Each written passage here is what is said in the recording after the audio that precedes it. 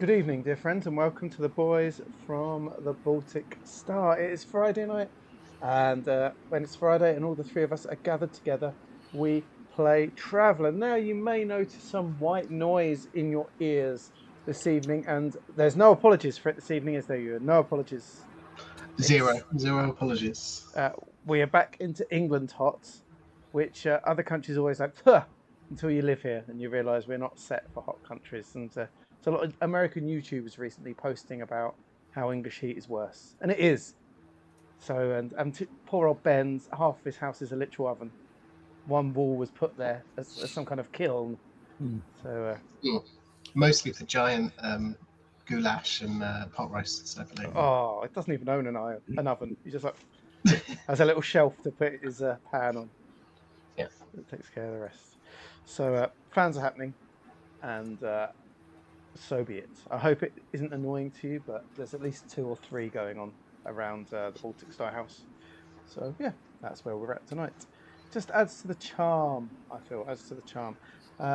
In honour tonight of the World Cup, we will be taking a drinks break at some point during our stream, where it's very important to hang around and come back for the toast to a fallen crewmate. I'm no longer doing it. I've been released after losing a competition last week. So I've got some big excitement coming up later on, so stay tuned for that. Otherwise, hang around for as short or long as you want. We're going to run till somewhere between 1 and 1:30 UK time tonight. So make of that what you will. Chat or lurk, anything is good. If you want to spend some points, click on that red sun and spend some Imperial credits.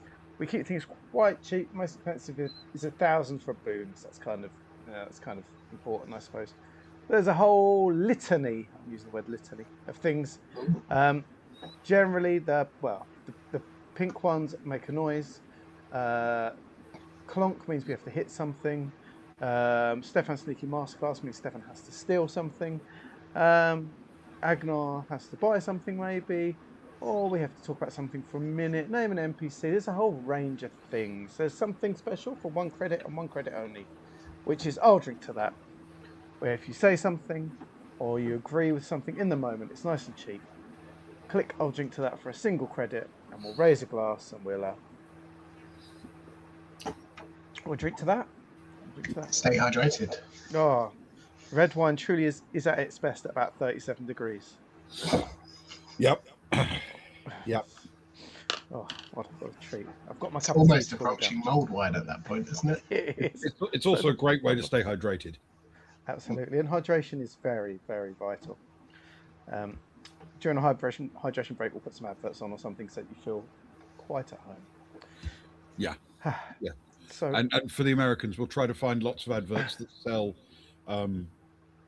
prescription medications that you actually can't buy yourself and have to go via a doctor, but nonetheless they advertise direct to the customer. That's it. And half of the advert is may cause heart conditions, palpitations, seizures, brain issues. Blah, blah, blah. One of those. One of those. Yeah. Yeah. Strong adverts. Or for Dodge cars or something like that, or Ford vans. Yeah. Yeah. Yeah. Yeah. Oh, A good utility man. truck advert or something. Oh, lovely. Very exciting. Well, speaking of real manly things, the three of us are here. My name is Luke. Hello. I'm up here in the top left. The guns are out. The heat is up. The guns are out.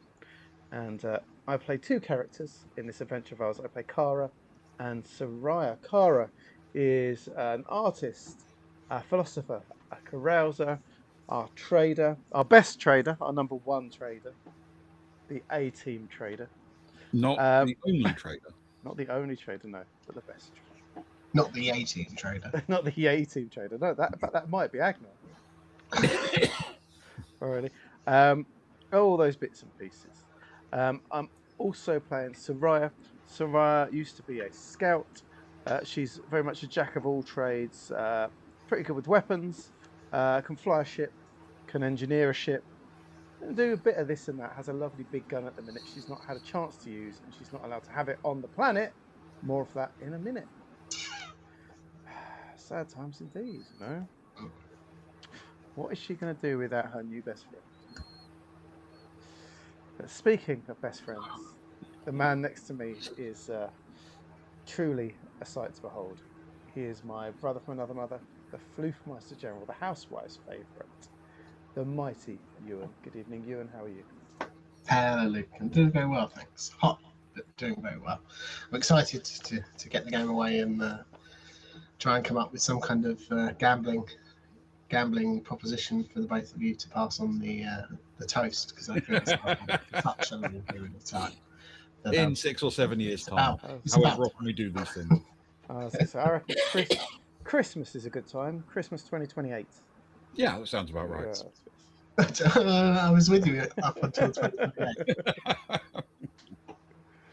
well, now you're stuck with it. Why don't you tell us a bit about your characters as well?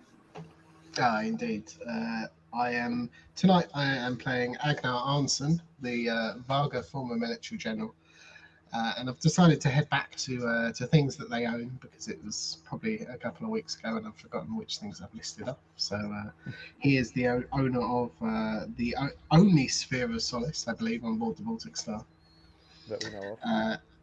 Two Starlight drops, which are gifted. So I know Karma's running a little bit low, but he does still have some of those. And some dried fish. I'm not quite sure where that came from. Is that just like in his pockets? Yeah, it might have been there for, well, probably days in game, but quite possibly years in real world time. Who knows? I also play Stefan Miller, who is a very much more human, sneaky space rogue. Good friend of Soraya. No cheesy balls in pocket. He travels quite light. He does, in fact, he's got a gravity knife, which he's carrying around with him, which is nicely found, I believe, off of a former combatant that never quite made it out. And he does have a tech level 13 anonymous communicator, just for those times when he doesn't want to be tied to anything. Think of it as a traveller burner phone. That's a fancy burner phone. Yeah. Oh, what a guy! He's he really is ready for anything that the world throws at him. As long as he doesn't need to use something that's in his pockets for it, yeah. Speaking of another man that's ready for anything the world throws at him, except a hot day, he is the smartest, sweatiest man in any room. He lives his entire life in a living oven, and can be often found around Faversham this time of year, totally naked on a sedan chair, being fanned by 6 heavily oiled Eastern European gentlemen. It's the only way he's found to stay cool. He's always cool to us, the Queen of Faversham. It's Ben. Good evening, Ben. How are you? I am well, thank you. Very well. I am, as you correctly point out, very warm, but I am focusing, and I am going to be intact. And what more can we ask of you? I say, That is literally all you can ask of me tonight. Yes. focused and intact. Ah, lads. Frogs in. Things have just got a bit froggier. Very nice. And good timing, because Ben is about to, as if we were in Wayne's World itself, doing the doodle-doodle-doodle-doodle-doodle. He's going to take us to a whole different world. The story so far. Oh, Yes. Okay. So, on the carefully ordered world of Lemish, our heroes are exploring the central dome. Soraya and Stefan hatched a plan to sneak into a political meeting held in a hotel. During this meeting, off-worlders and relocators were banned from the premises, something that had excluded a local called Paggy Rossett, who fell into the second category. The actual infiltration went brilliantly, but Soraya's exit strategy could have used some polish. She essentially ran out of the building through an emergency exit, and, well, alarms sounded and the local part of the dome went into action to deal with this unknown threat. Stefan cleverly convinced the local that they were not the cause of the alarm, and that seemed to be that, but back at the Bistro Central North 6, where the rest of the party was still finishing lunch, there were secondary consequences. The party was actually trying to carry out a magic trick to fool the man who was running the front of the bistro, something that Agnar managed to be best at, earning the honour of leading toasts on the Baltic Star to their heroic fallen barman. The member of staff there, Wreckit it turns out, was a member of the local civil defence, and he quickly emerged from a back room at the sound of the alarm, armed with a stunner and a hat. Oh yes, hats. Locals use a series of coloured hats to indicate which roles they undertake in society, whether their job or an additional role they carry out in emergencies. This may turn out to be important later. Anyway, the group was told to stay put while the authorities made sure there was no threat, and soon after, someone called Supervisor Harmia turned up. She had black sleeves on her grey outfit. Sleeves outrank hats in some sense. Harmia had a picture of Stefan on her device and asked the party if they knew him. This is something they eventually admitted, and she suggested that they could go in search of him together, since his friends were eager to make sure he was well. On the way, sadly, they encountered a miserable-looking Paggy Rossett. He had been detained by a couple of hats, and they were sending him to something called the Commune, which sounds like a lovely place to be sent. As he was dragged away, he shouted the word Corel at the party for some reason. Soon, our heroes were all reunited. Harmia proved a mine of useful local information. She suggested they could discuss trade opportunities at the House of Acts, might find mementos in the central zone, which is also where the commune is. Unfortunately, she also seemed to want to stay with the group and act as tour guide, which she assured them was not because she'd come to any conclusion about the group. Kara, being Kara, decided to leave the main party and explore alone, which seemed to confuse Harmia a little, but not cause her any undue alarm. She led the others towards the central zone, and that is where we resume the story. So, before we press on with the main party, so to speak, I would like to get some indication from you of what exactly Kara is doing, because it may impact the others. Are you in fact shadowing them, or walking in a completely different direction, or what? I think my plan is to shadow them somewhat, but am I allowed to make it as canon that that coin that Agnar drank is indeed one of my tracking device things that I've got? Yes, why not? Cool. No. Fantastic. No, yes. Where is it? I'll cross it off. Hang on. Yes, absolutely, why not? Why not? Thank you. I built to that. I was quite pleased. Right. I will cross it off my thing.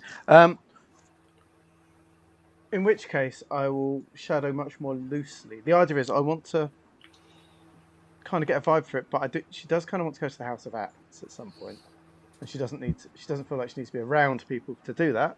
But the House of Acts, we heard, is in the center point with all the other bits and pieces. Mm-hmm.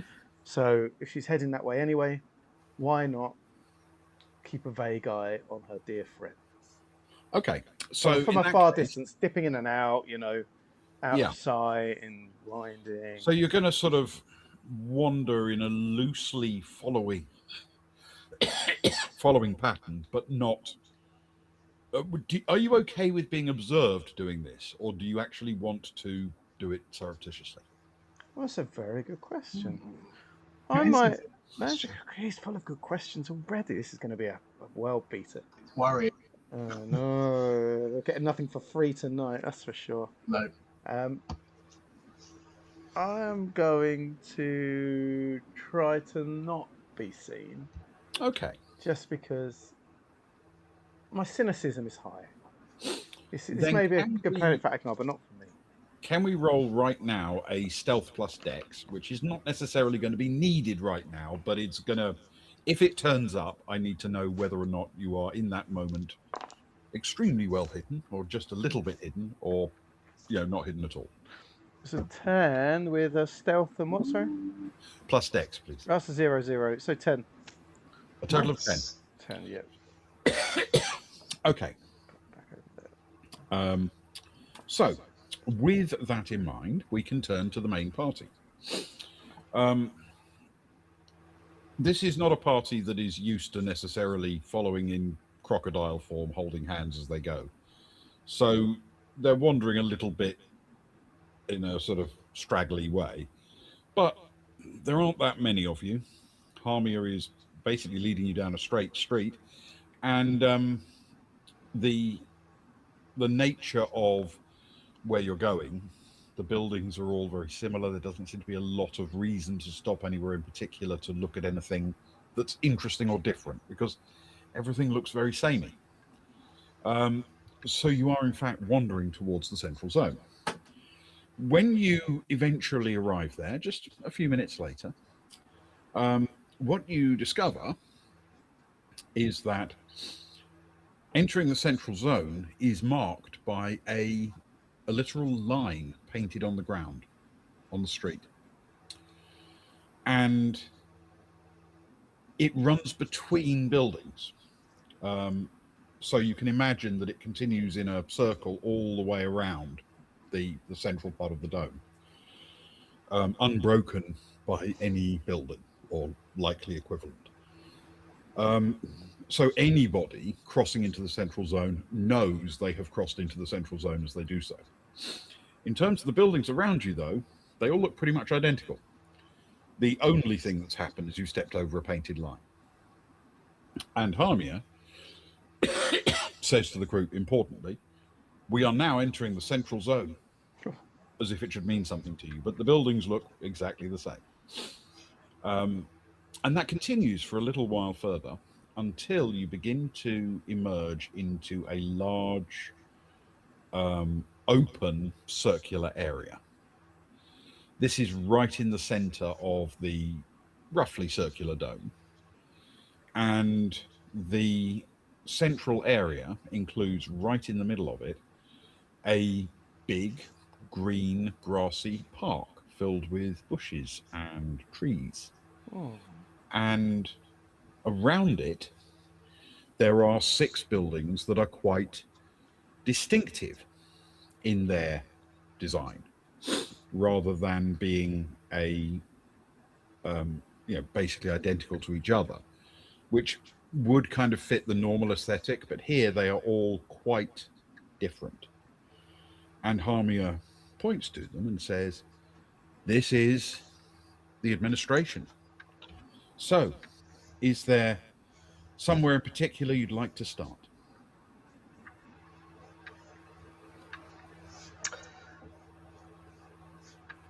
Agnar will chip in and say, yes, actually, that's Harmia, that's that tree over there. You see that one? That looks a little taller than the rest. Is that not regulation height? She looks across and frowns at it for a moment and says, I'm sure if it had exceeded regulations, then the people who are responsible for that will deal with it. Okay. I'm not familiar with those regulations myself. It's not really my area of responsibility. Okay, well that's good to know that it is somebody's area of responsibility. What are the buildings that make up the administration? What are our choices? Where can we go from here? Well, she sort of puffs herself up for a moment and says, I will give you a quick introduction. And she points at the building, which is in fact the tallest of the lot. And she says, this is the first house. It has no authority over the planet and is used as the administration for the subsector. It is led by leader Kinnim, the leader of the first house, who is a important and responsible figure. The titular ruler of the planet is Delilah the 17th. But the first house does not report to her because it reports only to the worlds of the subsector. Then she points to the building next to it and says, this is the second house. This is a legislature and voting body that oversees the administration of the subsector and acts as a senior court for the subsector. It can, even though it has no formal responsibility over the planet and handles subsector affairs, act as a final appeal in some legal cases, which can begin here. But it has to be called in by the third building here, the House of Lemish. The House of Lemish is the senior court and legislature of the planet Lemish. The Lord of Lemish oversees that. And then here, as we keep going, the House of Acts. Soraya chirps up at the minute. Who is do you say the Lord? The Lord? It answers to the Lord of Lemish? That is the role of the leader of that house, yes. God, do you know his name?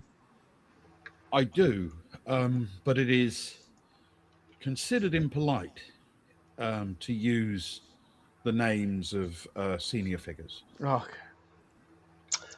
Would you be able to spell it out for us, or is that impolite as well? Lord. That's good.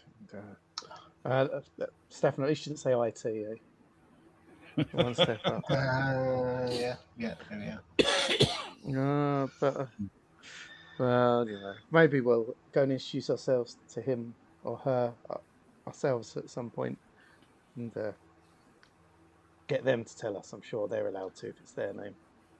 No, maybe they're not. Maybe it's rude for them to use their own name. That'd be interesting. They could become a Maurice.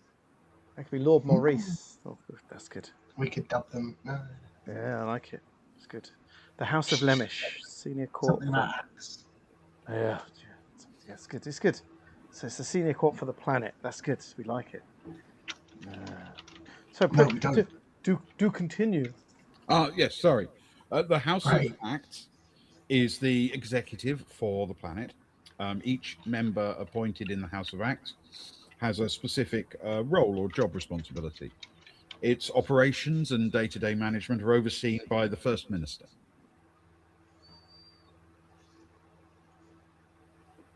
First Minister, and Soraya taps her nose. First Minister. First Minister. Minister Maurice. This building here is called the Commune, which you've already learnt a little about. How does it look, Ben, compared to the other buildings? It is by far the smallest of the buildings. It is roughly circular in shape.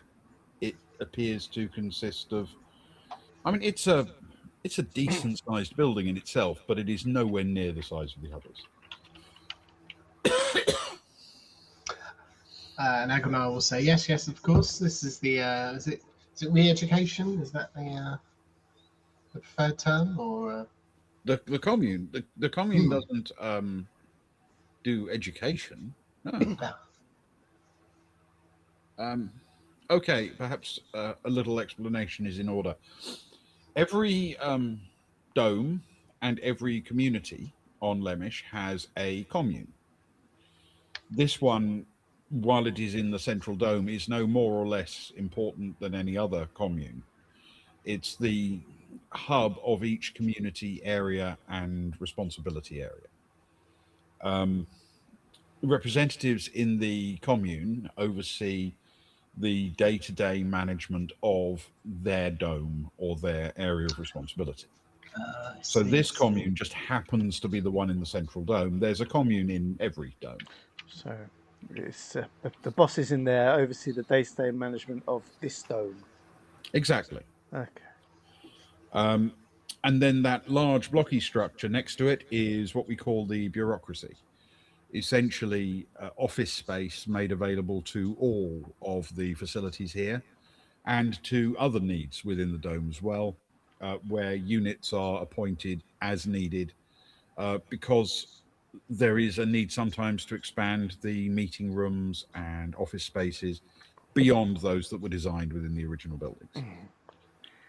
Do you have any of those sort of walls that sort of you can slide around or like partition away to make bigger rooms and littler rooms and things? That's quite good. The bureaucracy normally, I don't often go inside, but my recollection of it is that it was designed with a large number of different sized spaces. Oh, So you could take over a unit rather than have to redevelop it each time. that makes sense. Oh, do you hear that? Mm, Do you hear that, Soraya? We could take over a unit. could take over a unit. We've been given permission. She did say you could take over a unit. Mm. Yeah, I like it. That's good. Yeah, we'll try that out. So, can you get a? I need the toilet. My pants are up my crack after taking off my stealth suit so quickly.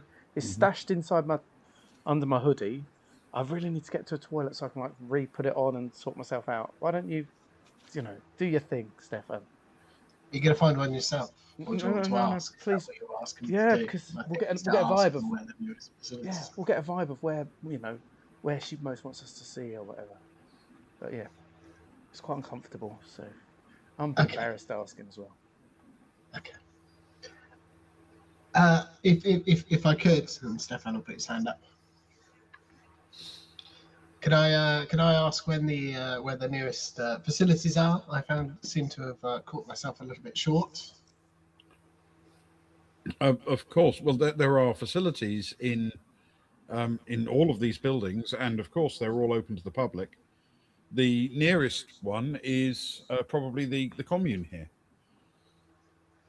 Well, if there's one in all of these buildings, then I suppose we could go to any of them. Yes. Does anyone have a preference? None of them are far away. Oh. Well, if you have to go, I suppose I might as well go as well. I don't. Yeah. Where'd you fancy? Where'd you fancy, Stefan? What's tickling the old fancy? Oh well, let's. Should we? I don't know. Let's try the house. The house of the first, the second house, the house of the house, the House of Axe. Let's go to the House of Axe. The House of Axe. Very well. Ready, Soraya? And She locks arms with him. Come on, let's go. I suddenly need it a lot more than I thought I did. Okay. I assume their pace quickens, or at least Stefan and Soraya's pace quickens. Yes, indeed. As you stride towards the House of Axe over this open grassy area, the attention will move briefly back to Kara, just in case she's doing something other than follow, now that you've got to the middle of the dome. Does it appear that she, on a bit of, as she's walked there and sort of had a moment to sort of catch a breath and get used to the space a bit, does it appear that people have been following her, keeping an eye on her, as if, as if Harmia has another person, or as far as she can tell, has she truly been left to her own devices? I'll tell you what. Can you roll a streetwise for me, please, with intellect? Okay, that is a 5 plus 3 in total, 8. Okay. Also, that's terrible. 5. A few people have glanced your way because you're there, and people glance at each other as they walk past. A few have paid a bit more attention to you because you're clearly an off-worlder, but nobody that you can tell has been following you or paying undue attention. Cool.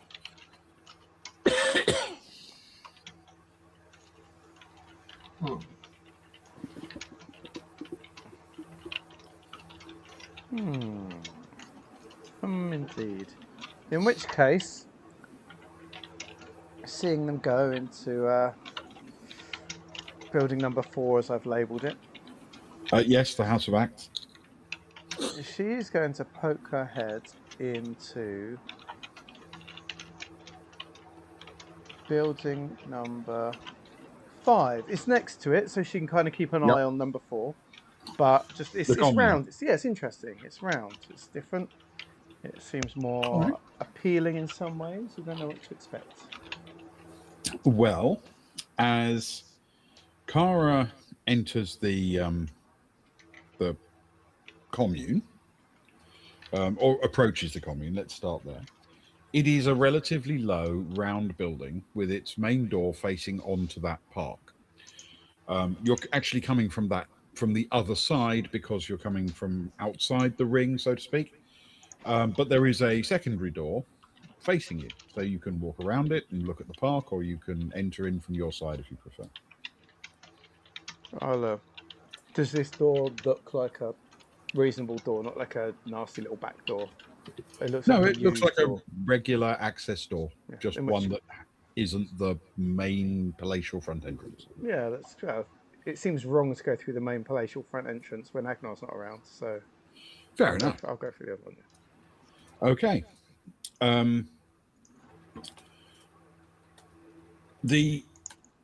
That door opens as you approach. It's automated.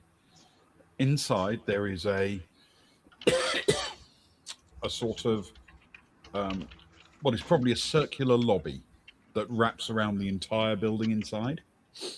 It has a glass roof, and so from where you are standing, it's as if there's this ring of a building with a glass roof and doors off it running into various offices and side buildings.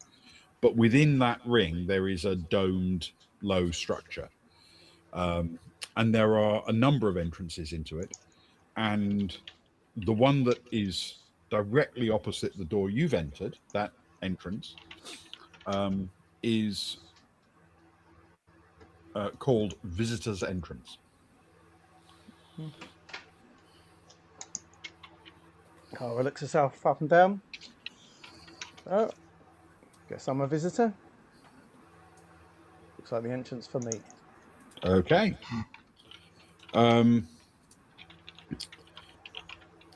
Inside this area, there are a couple of doors each side of you,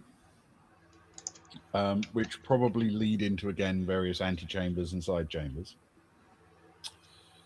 But at the other end of the corridor that comes straight off this door, there is an opening, no actual door. And beyond it, you can see a large circular room, which seems to have seating all the way around it. And in the middle, a circular open area within it, a circular sort of ring-shaped desk with chairs all around those. Looks vaguely reminiscent of the war room in Doctor Strangelove. Oh, I'm picturing it now. So no fighting in the war room. I'm all for that, especially when I'm unarmed.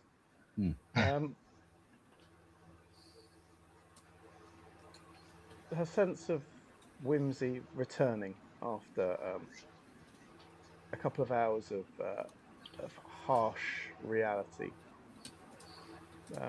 Kara walks towards that room, absentmindedly running her fingertips along the wall, allowing the texture to sort of play across her fingers, and goes to see what on earth is going on. Okay. Um, as you step in, you get a sense of the way it's arranged.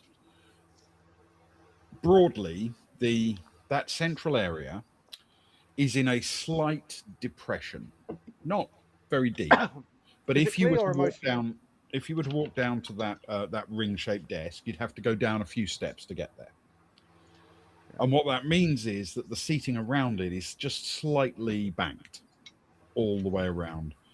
And there are a number of people sitting scattered throughout those seats.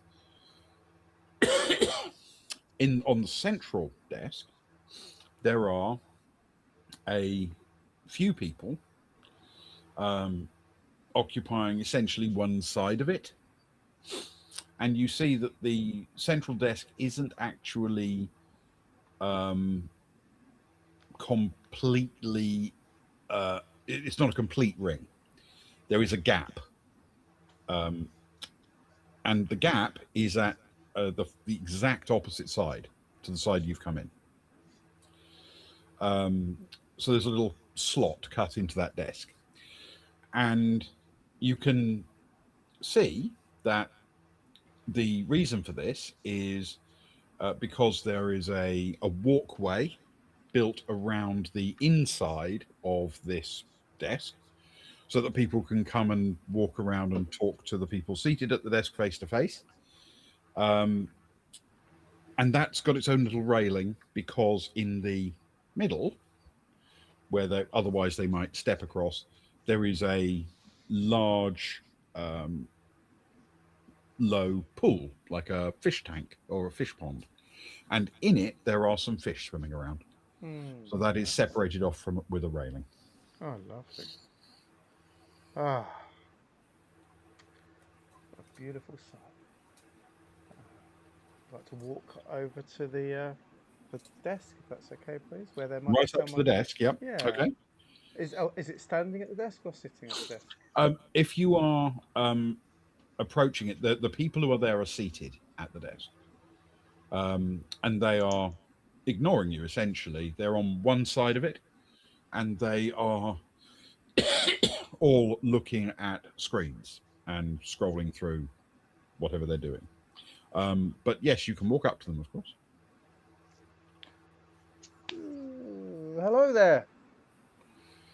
And the one closest to you looks up and blinks a couple of times, seeing that you're an off-worlder, and then says, "Hello." I'm an off-welder. I see that. My name's Kara. What's yours? I am a representative of the commune. Your mum must have hated you to give you that name. It's not my given name. Oh, you changed your name to that. Wow, you really must have hated your birth name. Is there something I can help you with? Yeah, I'm an off-welder. You surprise me. My name's Kara. It's nice to meet you. It's nice to meet you too. I've sort of come a little bit of wandery. I made sure I came through the right entrance, though, the visitors' entrance, because I am visiting. I just came to just having a look around. I was told that every building is open to anyone, really. That's true. And all of our sessions and hearings in the commune are, of course, public. Oh, may I ask, do you have any hearings coming up? Yes, if you're interested in how we do things, in a few minutes, we will be discussing a matter relating to a relocator, in fact. Oh, are we?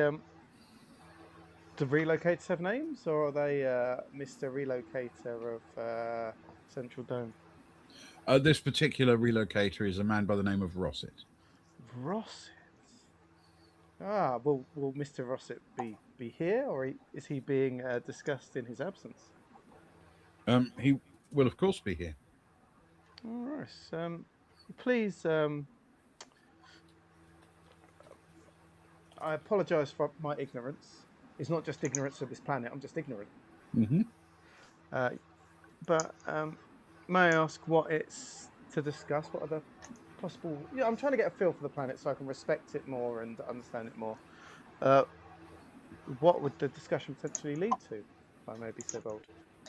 Oh, we couldn't possibly think about that until we had formed a conclusion. Well, that makes sense. What like? I guess is there a wide range of possible outcomes? We have theoretically an almost infinite variety of possible outcomes, but it's wrong to even think about what you might do until you've had the time to form a view. I think that's very responsible. I think. Do you Does he have the right to reply? To reply to what? I don't know. Discussion. Is he allowed to be part of the discussion? He's an essential part of the discussion. Hmm. Is it? How many people are normally involved in this discussion? Well, it depends on the nature of the discussion, of course. We will only have 3 here for this one. And the public, are the public expected to stay quiet and listen, to boo and jeer, to be part of the conversation? Booing and jeering is not considered appropriate, but in general, anybody can offer any suggestion, bring forward any thoughts, any testimony if they wish. Does that include off-worlders? And I'd assume our opinion has different weight because we don't understand the ways, of course, but do we still catch If you anyway? have information, it would be considered with the same weight as anyone else. If you have a suggestion, then we might have to compare it to what we consider our working precedent, which Very you may be unfamiliar with. We're learning day by day, as we said. So are we all. Life is a roller coaster. Say that again. Sailor V. Well, I'm a big fan of your work here, and I would love to sit and watch. It'd be very interesting to me. Does this building have any items I can take as a keepsake to take back to my beautiful ship when I leave? This is a commune. How about that pen? We really do need our stationery. Sellotape dispenser. As I say, we need our stationery, but How about this picture of a child? well, you brought that in with you. The so feel free to take it away again.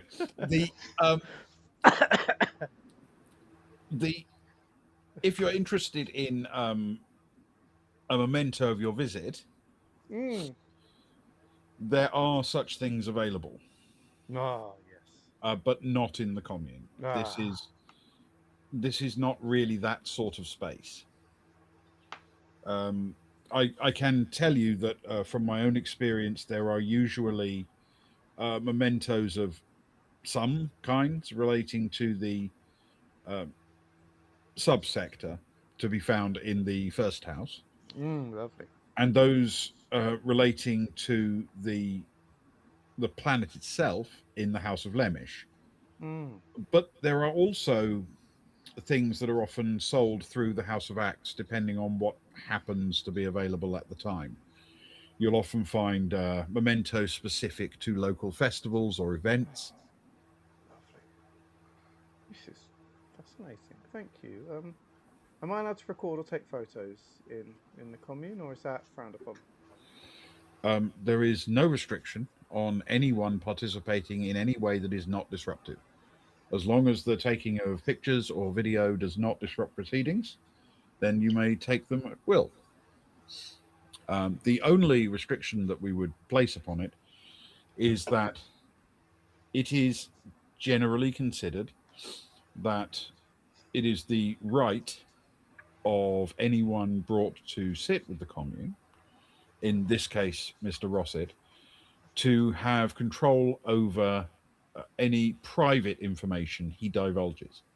So if you film anything that he would not wish to be released, then while it is not a criminal offence to release it anyway, we would normally expect that you recognise his privacy in the matter.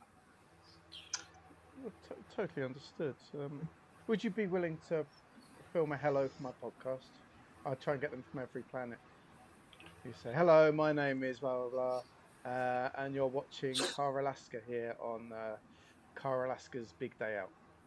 I'm very confident that that's inappropriate behaviour for someone who sits in the commune. However, there are people who work in the House of Acts who have actual responsibilities for trade, commerce, tourism, publicity, and they would enthusiastically embrace that sort of thing, I think. But there are other possibilities, because I think you might, as an off-worlder, even be able to get an interview perhaps with the Duchess or one of her staff. Oh, that would be amazing. That would really be good for my numbers, and also for just bringing interest and love to this wonderful planet of yours. Where does the Duchess live? The Duchess has a private estate. Okay. But it's worth asking, you say, especially if it's for the good of the planet and, you know, for positive outcomes and so on. Absolutely. And if you wish to visit the Duchess's estate, permission should be sought in advance. Then she can be found in the Bay Dome. Bay Dome, lovely, thank you. The Bay Dome. That's on this island, in fact. Oh, that's perfect. On the same. We do love the trains. It'd be nice to use them again. We're very proud of the trains. Thank you. Do we go through her estate to get permission, or should I seek permission from one of the buildings here?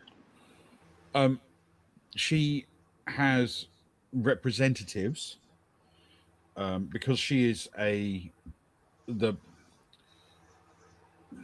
suppose the figurehead for the planet as a whole, and not the subsector. So is this Delilah the 17th we're talking about here?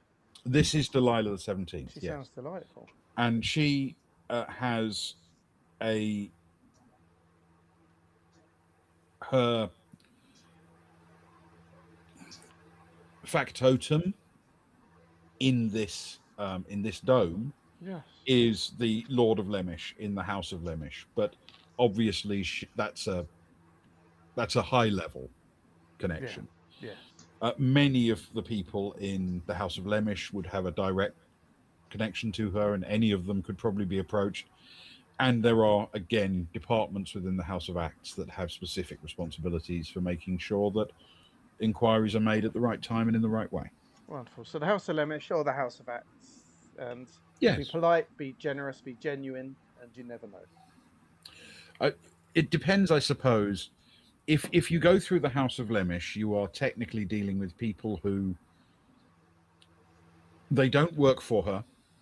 They are independent of her, but they are frequently in her presence because she presides over a number of their councils, committees, and organizational things. Yeah. If you go to them, it's almost like using a personal connection to her. Yeah, that makes sense. Whereas within the House of Acts, there are people who actually have a responsibility to provide appointments, communications, and facilitate meetings, and those jobs have a staff to carry out those functions on a more professional level. Wonderful. So pulling a favour or pulling a professional, making a professional appointment, as it were. It would depend, I suppose, on what you intended to get out of the meeting.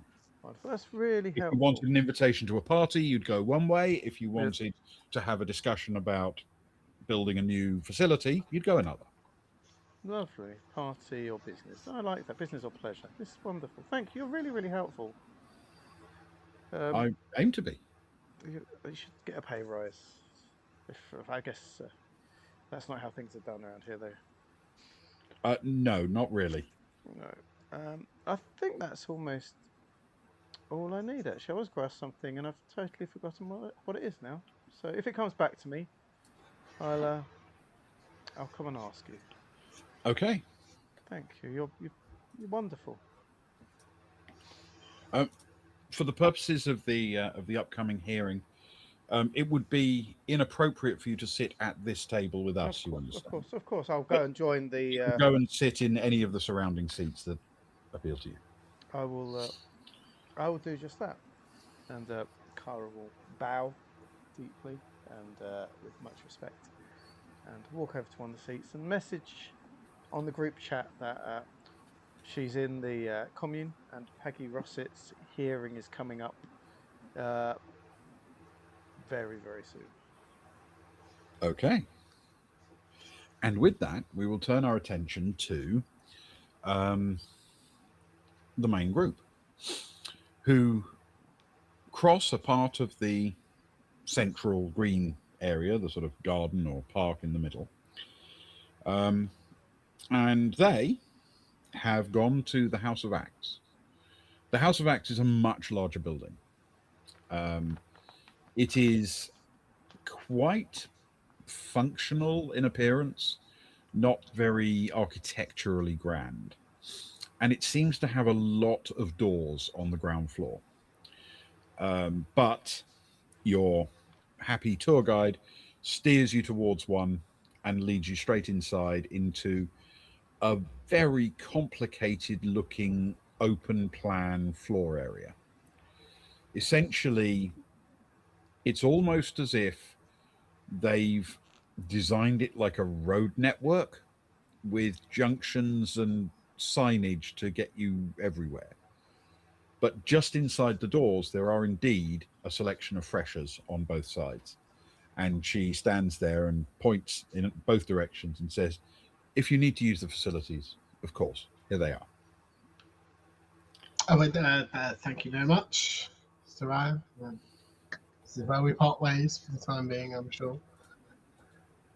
It's not goodbye, it's au revoir. Something like that, yes. And Stefan will scurry in. Ben, can you let us know when the message from Kara comes through? Yeah, not yet. It'll be a few minutes yet. Thanks. And yeah, Stefan will enter. Okay. It is a fresher. It is a perfectly functional, multi-person, multi-use fresher, and you are currently alone in it. Isn't that one of those old text adventure video games? Exactly. Yeah. He stands there looking around, thinking to himself that he's not quite sure what he expected, but this isn't it, whatever it was.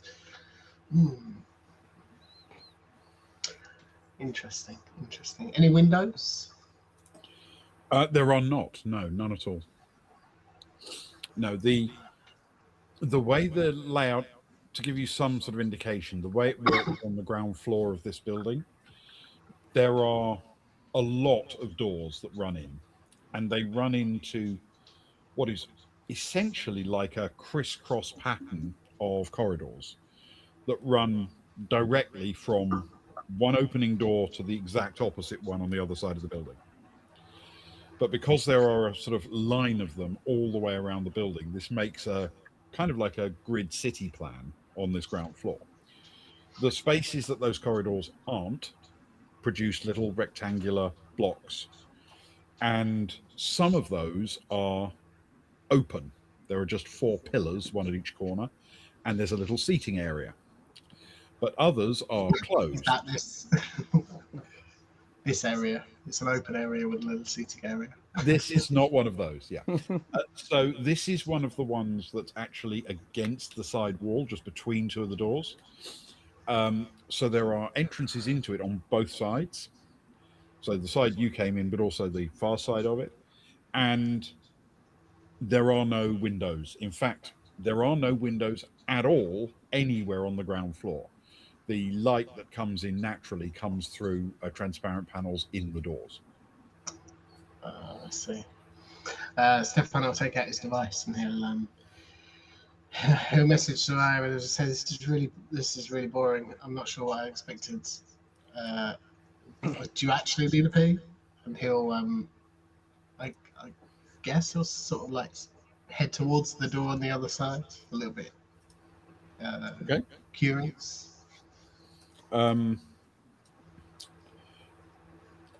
So when you get to the door the other side, you open it up and peer out. You're looking into an almost identical looking corridor. On the other side, there is a door leading into a different closed off block, but this one does not have a sign over it indicating that it's a fresher. In one direction, you are looking at the inside of outer doors with light coming in, and the other direction, you are looking into the grid of the ground floor. Wonderful. Is there anyone around? There are people walking sort of through the grid that you can see, but nobody's coming down your particular little spur. He'll quickly make his way to the other side of the corridor and he'll reservedly knock, not loud enough to draw attention, but loud enough to get a little, if anyone's in, to hope to get an answer. In the door directly opposite? Yeah. Okay. I'll tell you what. You don't actually... You're hoping that somebody inside might hear, but you don't want to make enough noise that people just walking around on the ground floor would hear. Is that correct? Yeah. If there is someone inside. That is correct. Okay, can you roll for me a stealth with Dex, please? I can indeed. Haven't been warming any dice up, but it's hot enough, hopefully. That is a 9 plus it's hot. 3 for a 12, please. Fantastic.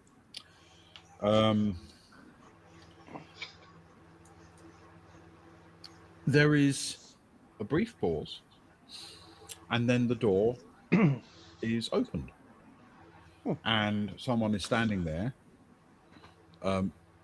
looking at you with almost a completely blank expression, and they say, "Can I help you?" Yes. Hello. Sorry, I was on a bit of a guided tour, and I seem to have lost my grip. I think they must be down that way. Sorry to bother you. What's your name? My name? Oh, almost nobody ever asked that here. It's funny, isn't Not it? been around us. You get used to just being called citizen or friend everywhere you go. It's a strange thing. What was it you asked again? Oh, name. That's right. Name. Yes. Oh, yes. It's very funny, isn't it? And he glances down for a moment, and it's like, isn't it weird? I almost feel like I need to check on my ID. No, I'm sorry. It's Barri. Barri. Barri.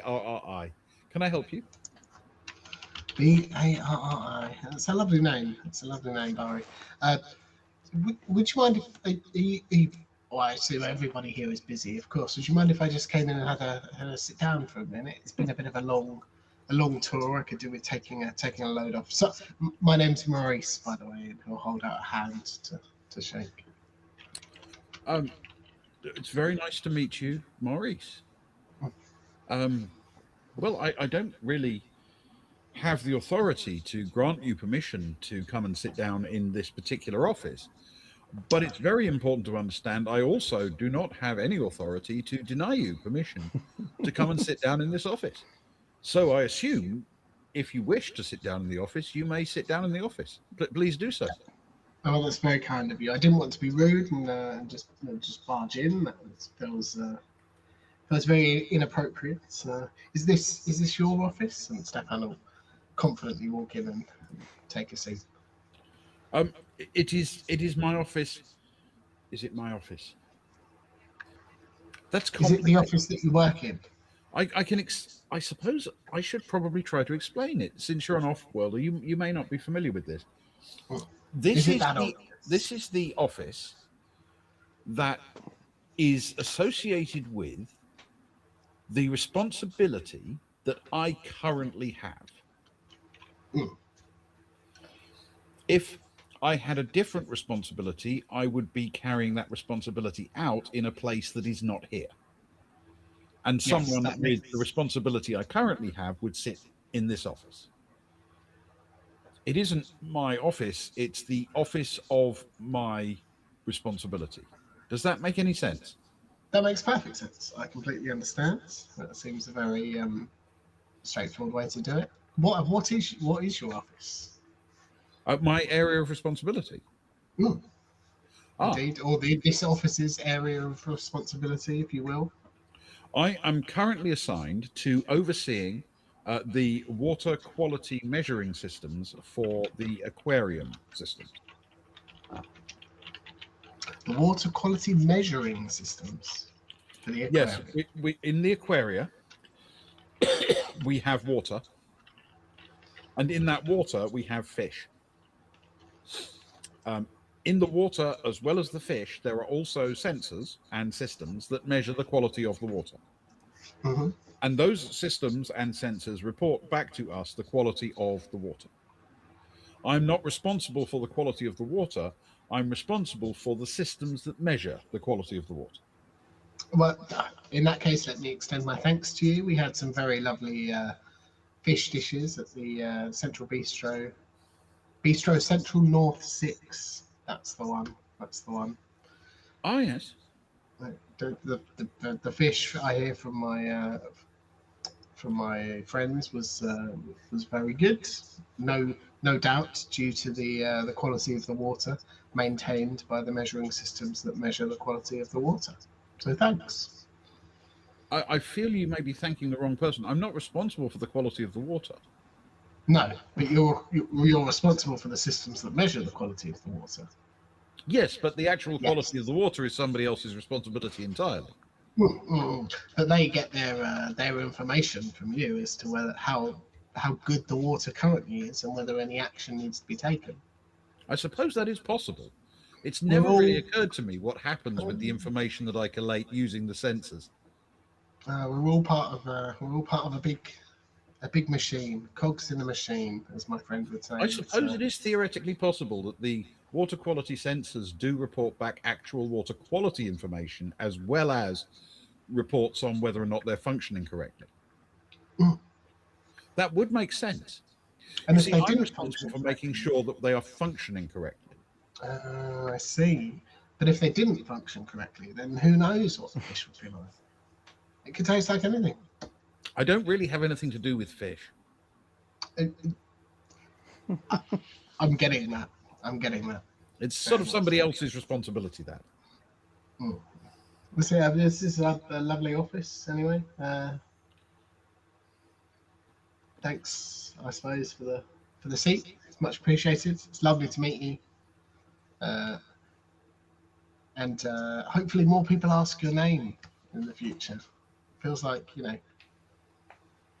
it's there to be used. It is, but it just doesn't seem to come up as often as you'd think. Yeah, which is, I'll be honest, that's slightly odd for an off-worlder. But thanks for. Can you? Is there anything else interesting on this corridor that I might be able to say? Anyone else who I can meet? Who's got a story to tell us, intriguing as yours? I'm sure there must be. I don't truthfully know much beyond my own area of responsibility. Of course. Is there an office that has responsibility for where the areas of responsibility are held in this building? Oh, yes, of course. Assigning where would that be? Oh, that would be very much at the top of the building. Okay, I see. Do things escalate as you go higher? If I may. And elevate. The Indeed. the fact is, of course, that I could at any time freely walk into the upper echelons of the building and ask questions about anything, obviously. But I don't for some reason. Well, maybe one day. But before I leave, who's the child in that photo on your desk? I've never seen that before in my life. Didn't you bring that in with you? No, I don't think I did. That's really weird. Do you want me to take it with me? If you wouldn't mind. No, of course not. I'll find a home for it. Thank you. I know just the person. I do appreciate that. Stefan will pick it up, and thanks again for resting the old feet. So I'll enjoy the rest of your day. Thank you. I will. Would you like to leave through the other door or the one you came in through? Oh, do you know what? I was so intrigued in the conversation, I hadn't even noticed the other door. What's through the other door? A corridor. A corridor, obviously. Of course. Oh, do I? Don't I? Do I? It's a big question. I should probably be getting back, to be honest. I think my group is this way. But if I do need to cut through and I can't find them that way, I'll pop back and we'll just go through that door, if that's all right. Feel free, of course. Wonderful. Thank you very much. You've been most accommodating. It was very nice to meet you. And you too, Barry. And he'll leave and look up and down the corridor as he does so. Soraya will have pinged a message in response to his at this point. Yep. I'm not assuming that he's looking at it, but he'll have got a ping. Mm-hmm. He will look at it. It's a picture of her sort of posing with some clearly very badly photoshopped puppies and kittens and bright lights in her toilet, with a message. I guess you picked the wrong toilet.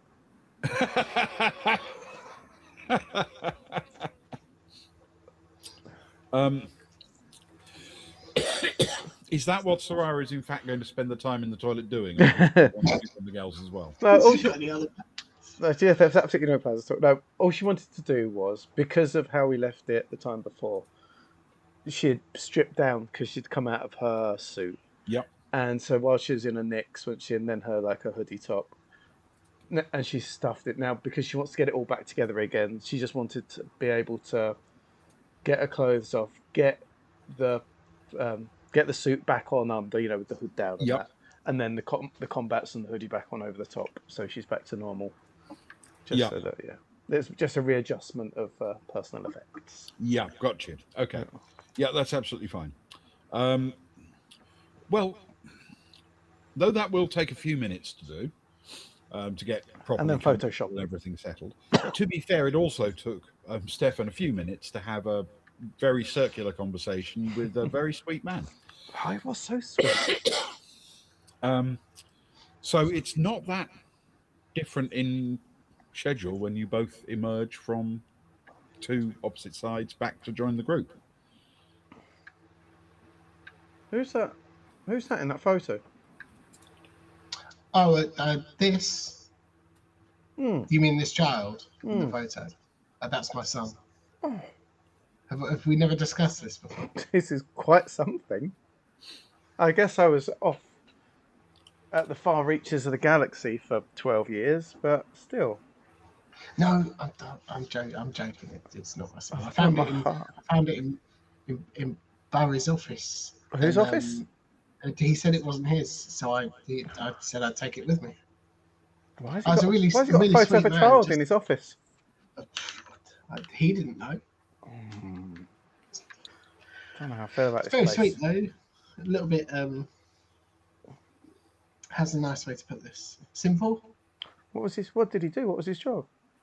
his job was something to do with overseeing the water system, measuring quality, aquaria, water. Oh, so he's in charge of the quality of the water. No, The no. fish. The We, fish. The we, fish. we spoke about this. No, he's nothing to do. Did with you thank fish him for the whatsoever. quality of the fish in the bistro? But of course I did. Of course, everyone was saying how nice it was, and I said that it was a very nice meal, and thanked him for He must have been very helping proud. to maintain that. Yeah. No, he was very confused. Oh. He said that he doesn't have anything to do with that. He Oh. oversees the system that manages Oh, the quality of the water, but not the water or the fish. but not the water and not the fish. Oh. And I tried explaining. You But know how you the always sensors say, make the water. Like, exactly. And you know how you always say we're all cogs in the big old machine, and we are all cogs in the big old machine. And one of our crew is a cag in a big machine.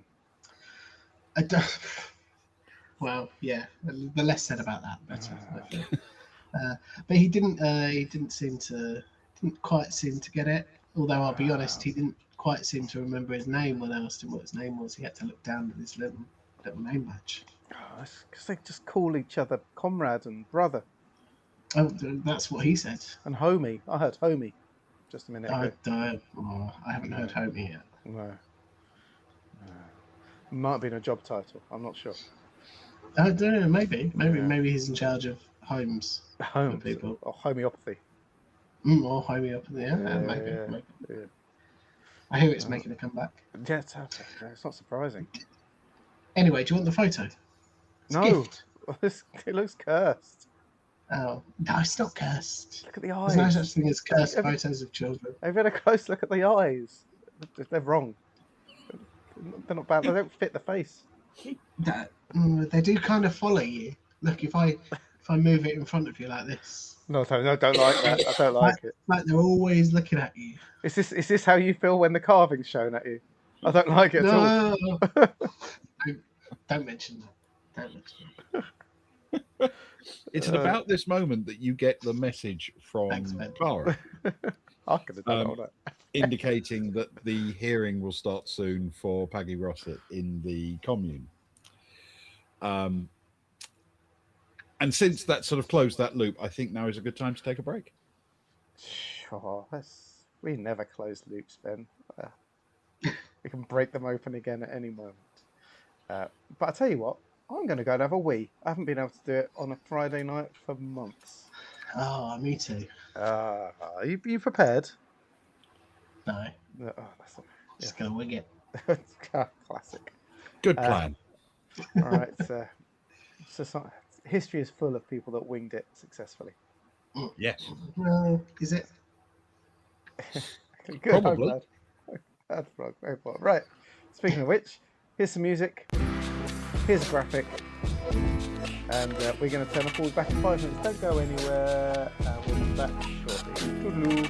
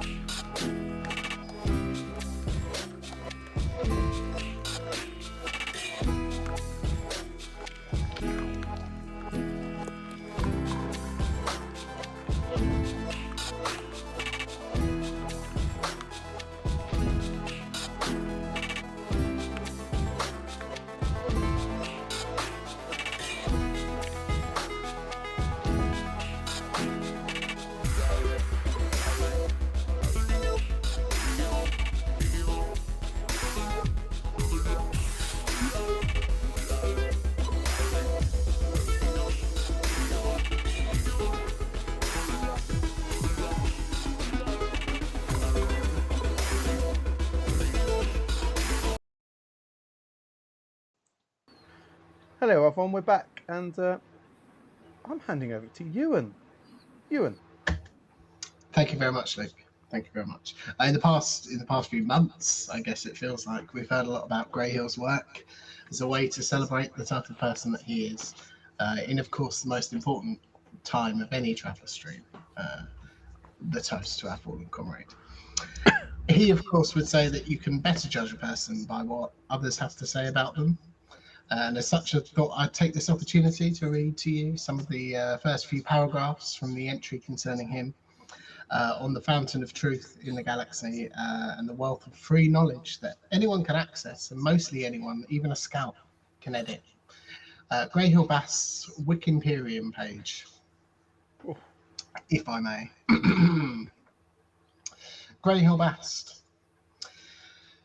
Greyhill Bast was a bartender, amateur buckyball referee, unofficial ship's counsellor, occasional official drinks taster, and proprietor of what is known in memoriam as Bast's Bar on board the Baltic Star subsidised liner. He is primarily remembered for his distinctive facial structure, unusual forearm development, and long career serving travellers, merchants, pirates, scouts, naval personnel, and at least one fugitive. Physical description. Bast was widely noted for possessing an exceptionally pronounced jawline. Contemporary descriptions include, and these are all quotes, chiseled, carved from starship armor, and geometrically improbable. Post-mortem examinations found no abnormalities, only exceptional genetics. His forearms were similarly renowned, the results of decades spent lifting kegs, moving furniture, and carrying intoxicated artists to the safety of their room after one too many breakfast beers. His aforementioned forearms became a recurring topic in local folklore. A frequently repeated claim states that Bast once arm wrestled 3 scouts simultaneously, one including Benny Ironside. this account remains unverified. And I think before we get too deep into the Wikipedium page for Greyhound Bass, we should save some of that for future hosts. And I would like us all to raise a glass to the well-defined, the exceptionally genetically enhanced, the winner. I'm going to say, I might edit the article later. The winner of 3 arm wrestles in 1 to the late great Greyhound Bass. The late great Greyhill Bass. Late great Greyhill Bass. Forearms, not firearms. Indeed. Yes, indeed.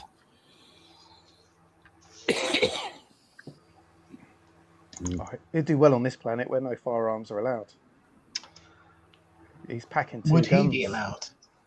He'd have to leave his arms behind. They'd be strapped up at all times. We'd have to leave them on the shuttle.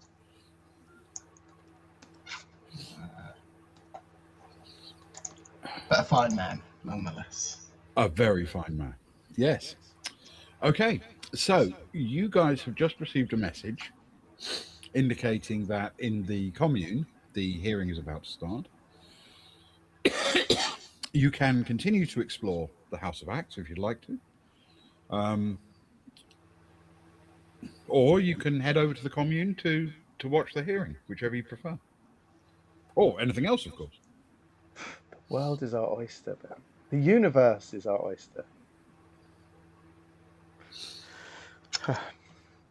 It is, but perhaps the universe might be a bit too much of a goal to get to tonight. Should we keep it all wild? Or do you want to? I'm not a fan of oysters. Should we go universe? You're not a fan of oysters. In that case, Stefan and Soraya, so you're not going to take the photos? She'll take it. She'll take it, immediately turning it away from her and slotting it into one of her cargo pockets. You know, if you put it inside your special suit, that you wouldn't be able to see it. I'm not putting it close to my skin. I think it might bore into it or something, or possess me. Okay. That's probably fair. Okay. What's the plan? What are we doing? I guess it'd be interesting to see how they deal with Paggy. Look at Agnar. Agnar he looks dizzy, like a child at Christmas with all this bureaucracy. Look, his ears are up, his tail's twitching. He's just turning around in circles looking at He can't help it, exactly. No. I think we need to drag him out of here before he gets far too high on life. It could be quite sombering, that whatever is going to happen. It'll give us an idea of how things work here, maybe, That's true. The process of law. See what the deal is. Maybe if we get bored, someone can shout "Coral," just for bants. Oh, that sounds like a bad idea, if I'm honest. Until we find out more about Coral, of course. Maybe that's the name. Maybe that's the name of the child. Maybe it's Peggy's kid. Oh, maybe. I'll hold the picture up when I get bored, and we can recognise. Yeah. Write it on the back, like Coral. Yeah. No, I'm not touching it again. Okay. Come on then, let's do that. It's a good plan. Okay. So you are heading towards the commune. Your most direct route to the commune will actually take you through the other entrance, the main entrance into the building, unless you'd like to walk around and approach it from the outside.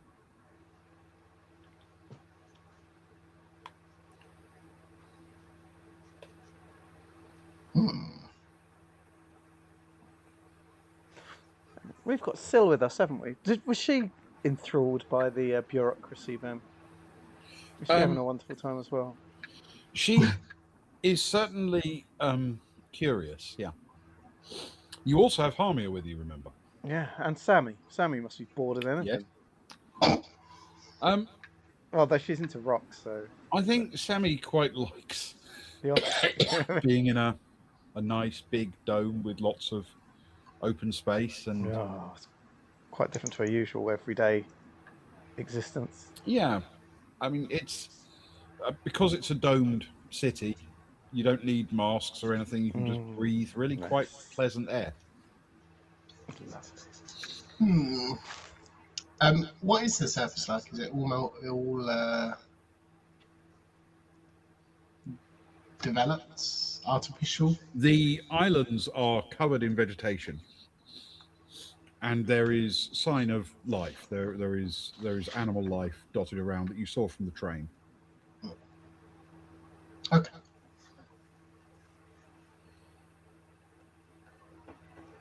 Agnar will say, "Well, should we make our way in? Unless anyone has any other ideas, change their plans." Oh, after you. Age before beauty. Okay. That would be me. So you enter through the main entrance. You enter into that circular lobby, and then keep going straight into the middle. Where the other one said visitors entrance, this one says main entrance. And as you walk through into that circular chamber in the middle, you can see a few more people have turned up. There are still the 3 people sitting at the main desk, and there are a few more people scattered around the outside, but only a few. And of course, you can see. Hey, hey, hey, hey, hey! Why aren't you looking at me? Hey, hey, hey, hey! Agnar will begrudgingly wander over. What are you doing? Oh, Agnar. Where did you go? How did you get here? If you've been away so long, I guess you've had another birthday by now. At least 4. Oh, I'm just finding out. Just, following the feet, as it were. Have you seen? Look at this creepy picture of a child. Yeah, that's weird. The eyes sort of follow you, don't you think? They do. Would you like it? No, I don't want to. No, look. Let me just put it in your breast pocket. You keep it here for later, okay? No, it's yours now. It's yours. You worry about it now, okay? No, I'm cursed. No, don't be so. It's a child. It's a nice building, though. It is. Do you like the way it's sort of sunk in and it raised up like old Greek times? It kind of reminds me of my old war room when I was back in the army. All right, Grandad. I know it was all black and white, and you couldn't see anything. It was all on radio and gruel for food 17 times a day, and yeah, everything's paper airplanes. I know. 17 if we were lucky. Get with the program. It's all internet and pistols now. Pew pew. Pew pew. Wow. If only I'd have had that in my day. Look, rolls his eyes. Look, the chair next to me. I got one of those little ring cushions for you. They had a couple in a pile over there. I thought you'd quite like this one. You've been complaining a bit about your discomfort on chairs recently. Do you know what? They're quite good, these, because they're comfortable on chairs, and also you can wear them as a fashionable hat. Look at how artistic I look. Just like an artist. Embarrassing yourself. Mm. Oh, that begs approval. It was easy to find a cushion like that. There were piles of them.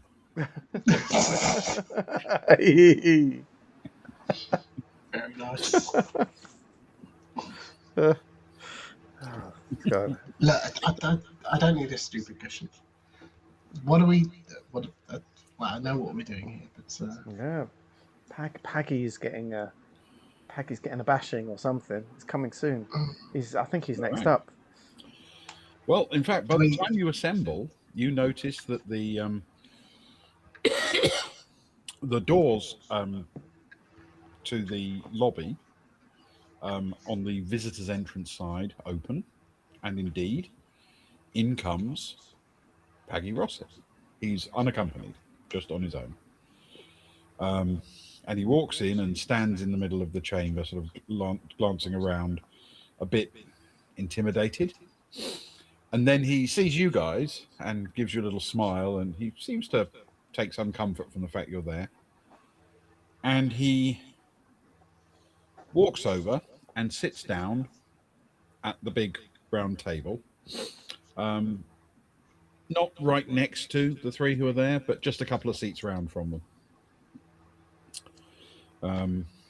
And they all say, "Welcome, Citizen Rossett," one after another. And he says, "Thank you." And then one of them says, "Hold on just for a moment, please. I need to just review everything in the record." And Rossett says, "In an ideal world, you probably wouldn't." And they say, "No, but just give us a moment." And for a few moments, You're supposed to boo and cheer when it goes quiet. That's what they say. It's like a spectator sport. No, do this. No, it's this. This isn't like a Wagner opera. There's no booing and cheering. I can tell. I can read. I can read a room. Trust me. Even without your glasses. so With my reading glasses.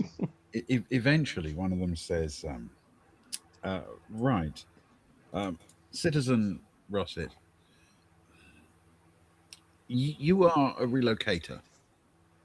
And Rossett says, "I am." Right.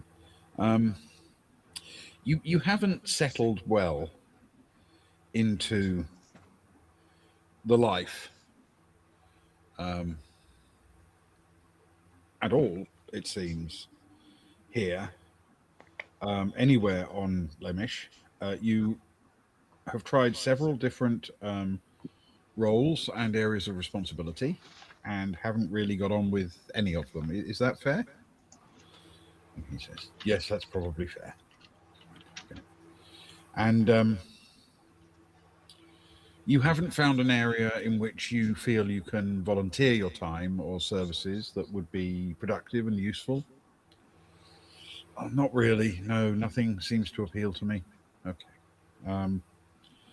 I think that the last time we had a hearing like this, the discussion was whether or not you would be happier working in an aquarium. And a role was found for you in an aquarium. And that didn't go well? Go. Yeah. Should we object? Yeah. Just shout. Shout. No, I not don't know. well, not we. I mean you. Wait, me? What do you mean me? No, I you're don't the. know. No, I don't know what to object to. No, me neither. Do we know? Do we know anybody who does? I'm normally. I remember these from my military days, but I was normally on the other side. You know, guilty next, guilty next, guilty. It's difficult. Give him Do we time. know? Do we know any lawyers? Well, Yes, actually. we do. Sil, we got Sil. Sil, this. Like, I know it's not your speciality as such, this planet, but catch a vibe of it. If there's anything interesting, send it our way. You know, we're happy to speak out. If you're not, Okay. but being a lawyer, I'm sure you are. So far, they just seem to be agreeing on stipulations. They do, don't they? There's a lot of agreement right now. I quite like it. We'll see. And in front of you, the conversation has moved on to Rossett explaining that he thought the aquarium would be a good job for him because he liked the work and he liked the environment, but it required a lot of responsible timekeeping and turning up when expected, and he wasn't great at that. And So they sort of pause for a moment and carefully look at the rest of the file. And then eventually one of them looks up and says, okay. So here is, I think, where we are. We need to either find you a responsibility here on Lemish that you will be able to do and you will be interested enough in that you will commit to it, and we can have some confidence that you will be able to maintain that commitment. Or we will sadly have to approve your relocation away from Lemish. The the necessary steps in order to get your relocated grant require a number of meetings and interviews and explanations what you plan to do with your future and where you want to go. And it does appear you've missed a few of those meetings and haven't provided the information that we normally request. So at the moment, your relocated grant application is stalled. So I suppose, Citizen Rosset, here is the question. What would you like to happen? And then let's see if we can line up something similar to that. And Rosset thinks about it for a moment and says, well,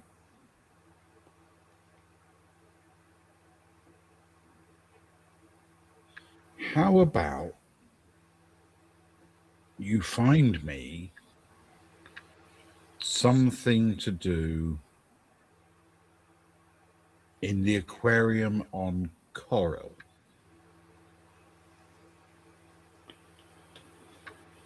And there's a sort of moment, and they look at each other. No one else says, I don't think there are any openings at the aquarium on Coral. But let's take a moment and see.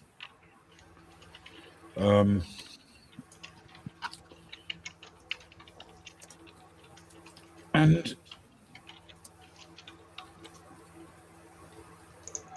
for a little while, they sort of, you see them like shaking their heads and as if they can't see anything. And then one of them looks up and says, I don't think there is an opening on Coral, I'm sorry.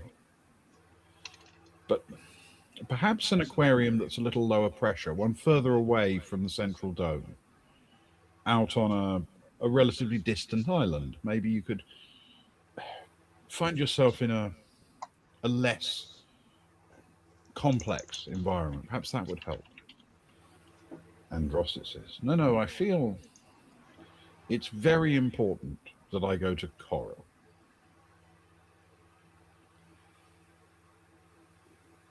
And then one of the actual staff there, the representative, says, I see. Well, obviously, we will have to look into this matter with more detail. You should expect to hear from us within a few days with a final answer. But I don't know that we can offer you much help of a role in the aquarium and Coral. And if you're unwilling to try anything else, we may have to approve your relocation to Wayland. And I don't want to do that. And he looks a little bit stunned. He says, but I want to go to Coral. And they sort of nod a little bit. It's like, yes, but I think the aquarium and Coral will take exceptional candidates, and you may not be what they're looking for. But we can ask. For now, we'll consider this matter closed unless anyone has anything to add. Cara puts her hands up. Mm-hmm. Thank you for taking my question. My name's Cara Lasker. I'm an outsider.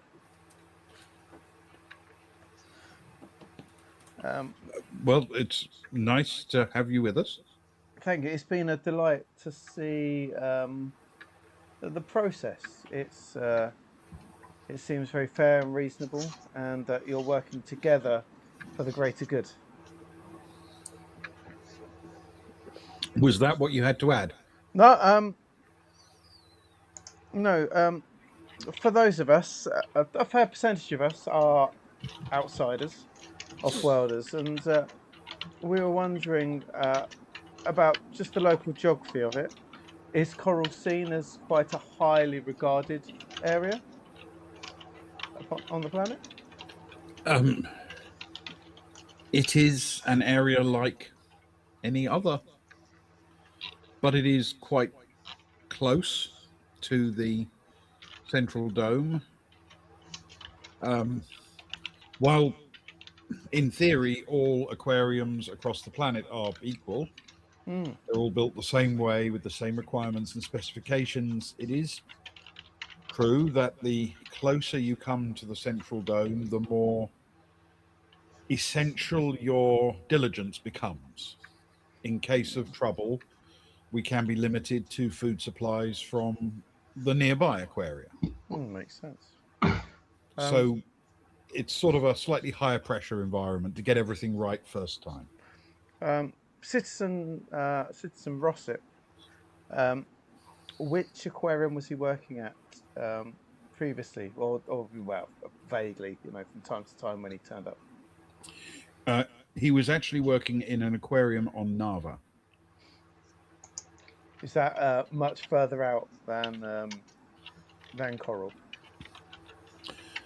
It is a comparable distance Hmm. and better connected, so it's probably technically closer. So would Coral not be seen as somewhat of a reasonable uh, step away from Central Dome for someone that maybe didn't succeed at a closer aquarium? They're actually being moved further away to less important aquariums. While it is further from the central dome and bay dome, um, the aquarium on Coral serves the Coral Dome itself and the nearby Peristia Dome, which also provides direct train transport to the central line. It is therefore a relatively high profile aquarium. Hmm. Um, because it is also on one of our main shipping routes, it tends to have a broader variety of fish of considerable quality. And again, that can provide some additional pressures on the staff being diligent and doing their job well. Hmm. I I feel it would be lovely to be able to offer him this role, but I don't see anything yet that would imply he would excel at it. Seems reasonable. We don't know the man, do we, Agnar? No, but if I may interject here, Oh, you've been uh, waiting. Oh, you've been waiting. You've been gripping the hand rest quite firmly. Agnar Arnson, former general of the 17th Riff Runners. I've often found myself in very much your situation, with a with a member of my unit in front of me who has underperformed, shall we say. And many a time I found that perhaps they're not challenged enough in their current role, and that they require something additional in order to rise to that challenge. And I would suggest humbly that perhaps this would be the case, and that the citizen here was didn't have enough to stimulate them in the Nava aquarium, and perhaps that the role on Coral given that it only accepts exceptional candidates and is more demanding, more challenging by your own admission, but perhaps this would be better suited to their level of skill and intellect, to their mind, shall we say? I'll tell you what. Can you roll a persuade for me? Oh no! Ah, yes. And you can use the lower of intellect or social. Ah, that'll be intellect. It's because you didn't start with "Don't you know who I am?" No, indeed. That way. That is a 10 on the dice though, with a 1 for persuade and a 0 for intellect. Ooh. So an 11 total. So an 11 total. Yes, sorry. Okay. Just killed half the planet. Unintentionally. Fisher now. We're all going to starve. Well, yes, possibly, but we'll see.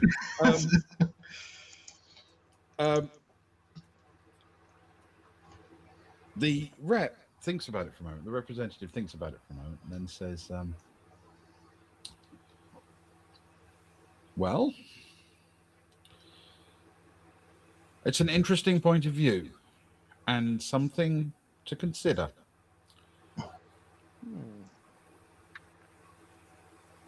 You may well have a point. Does anyone else have anything to add before we close the hearing? Yes, Carver, Alaska. Hello. Mm-hmm. I've just found a picture of a child on the floor. Does anyone know who it is? Does anyone else have anything relevant to the hearing? Kara looks over at Sil to see if there's anything that crosses her mind. I'll tell you what. I will roll to see if Sil has an idea. Probably the most intelligent of us all. I don't know. I reckon I did pretty well.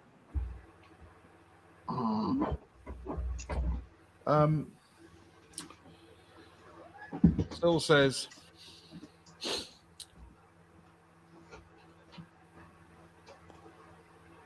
I am wondering if the aquaria are designed so that they all operate in the same way. And yet the ones that are closer to this central area of the planet are considered higher priority because of that proximity, which I can understand intellectually. Doesn't that imply that insufficient planning has been put into making sure that the loads on the system are more evenly distributed? And possibly that the personnel are more evenly distributed. Perhaps there could be an improvement in productivity if you took some of the most successful from places like the aquarium and coral and moved them to areas that are currently considered less important. Ooh. And backfilled some of the places nearby with the less experienced. And you would discover that those areas you rely on less could suddenly step up to be much more important to your everyday life. And there is another pause, and they sort of don't exactly nod, but there's sort of a couple of little shrugs, and then one of them says, we will make a note of that and bring it to the attention of the relevant people. It may be something worth considering, especially given that it's an idea from an off-worlder, something perhaps we wouldn't approach in that way. I will ask once again, does anyone else have anything pertinent, or shall we close the hearing? Carla, ask about the picture again? I I'd love No, to, but it's. I think. Yeah, I don't think they like me. no, me too. I thought my question. What? You don't like me either? No, I don't. I don't think What? I like How you long? either. How long have we known I each like other? you. Of course, I like. Shh. I'm Look, upset. No, you've upset me now. I'm gonna turn I'm turning my back on you. here, have this picture I found. It's of a child. Oh, and you have this picture that I found. I know. Look, She they puts it in his almost pocket. match. There you go. No, back's turned. No, you've got two. You've got one in each of your breast pockets. Look at away. Please go on, Ben. Okay. Then You'll have angered Luke. then the representative, after a moment, turns back to Rossett and says, "Citizen Rossett, this hearing is now at an end. Thank you for attending, and we will get back to you within a few days with any final disposition. We will take into account everything that has been said in this hearing, and we appreciate that you are trying to be as honest and forthright with us as you possibly can. We appreciate your engagement with the process, and we hope that we will not see you put on a ship to Wayland. But if that does happen, know that it was done with sadness, but also with hope that that would be the best outcome for you in the long run. This hearing is closed." Russell gets up and he sort of looks back and forth before deciding to walk over to join the lot.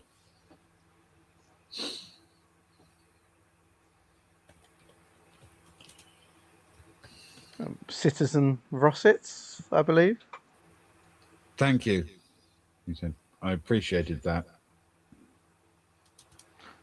What's You're most welcome. what's so special about Corel anyway? It's kind of a secret. Oh. That's why I didn't want it on the record, you know. Between whom? You... What? Who's it a secret between? Oh. It may not even be true. It's kind of a rumor. But there's no train to Coral, you see, so you need to get on a boat and go across. And I've never had an excuse.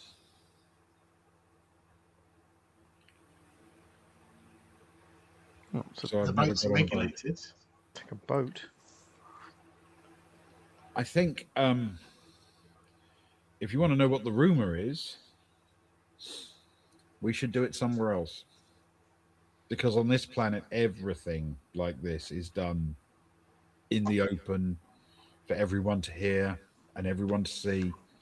So you can't, like, quietly make a suggestion or ask a question without everybody hearing it, you know? Paggy, do you Should like do you like alcohol? Do I like alcohol?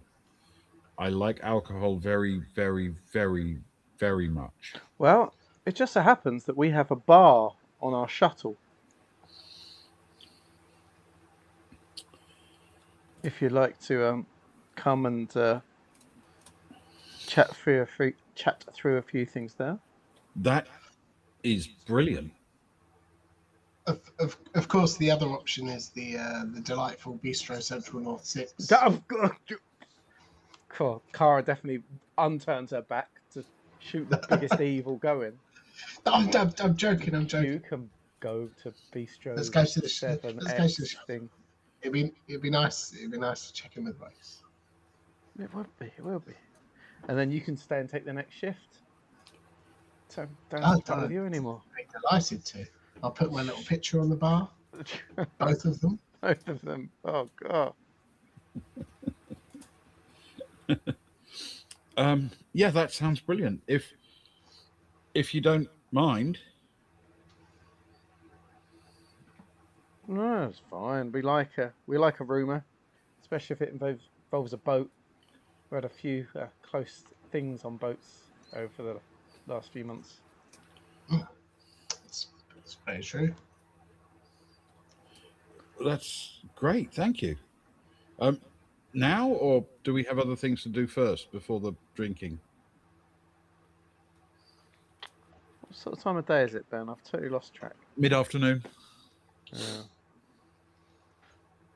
Um, Fourth what's brunch. fourth branch? Ah, now we're talking. Okay, that makes more sense. Well, if we're in the middle anyway, Agnar, I'd quite like to go and do a bit of trading. Maybe you could come and learn a few hints and tips from a specialist like myself first. Oh, okay, I'd be more than happy to assist you with the training. But assist by watching and staying quiet and taking notes. Yep. Uh, so maybe we do a bit of that first. Maybe get Kron something. Maybe we could uh, book uh, book a little meeting with the Duchess. There's a Duchess on the planet. We could maybe book something with her. I'd love to see. You'd love to see the Duchess. That's right up your alley. All royalty and all that, isn't it? Like you could put on your best white and golds. Don't you know who I am? Your way around a dinner party or I, something. I'm sorry, are you talking to me? I thought you were addressing the Yes. picture. Just hold it away from my face. Oh, I'm sorry. It's hypnotizing. It's haunting. Put it away again. That does sound like quite a pleasant evening. Yes, yeah. Yes. If the opportunity is there. So should we go? Should we go trade Kron's cabinet? Maybe try and get a meeting with the Duchess. I just want to get. I just want her on video to big up my channel, really. But it might be nice to have a nice evening out booked for the crew. I can't imagine we'll get an appointment today, so that Oh, feels exactly. like we should start the Look at ball him. rolling on that and Exactly. head back to the shuttle And then for after a that, few. yeah, Uh, trade Kron's cabinet, Duchess, and then we can get Peggy back to the shuttle. Delightful plan. Oh, thank you very much. I think it works quite nicely. So, yep, Yes. Peggy, we've got plans for the next couple of hours, but after that, uh, if you'd like to join us on returning to the shuttle for the evening for some alcohol, maybe a toasted sandwich or two, and some cheesy balls. Sounds brilliant. Where should I meet you? Oh, Do you remember, Cara? Do you remember where we're parked? yeah, but don't want to meet him there. Meet him at the station. Like, do you want to meet us there, or at the, Okay. or do you want to come over on the train with us? What do you feel is more reasonable, Peggy, as someone who lives on this planet?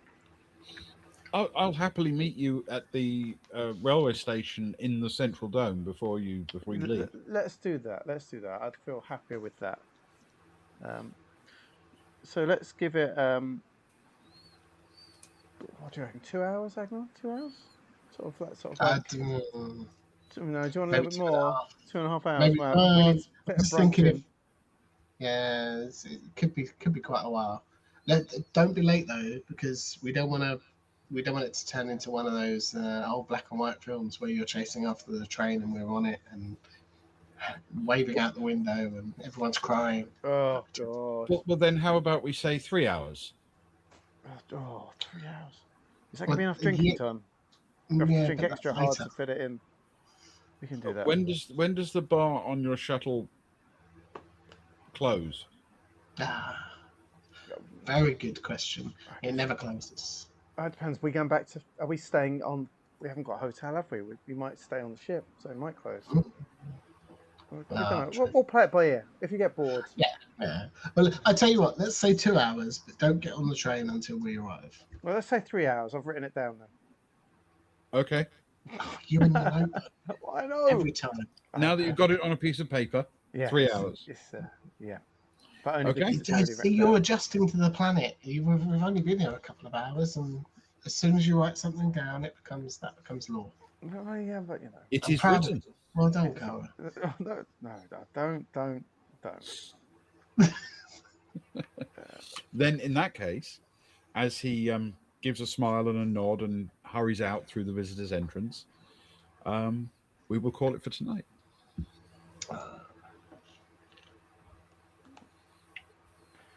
Okay.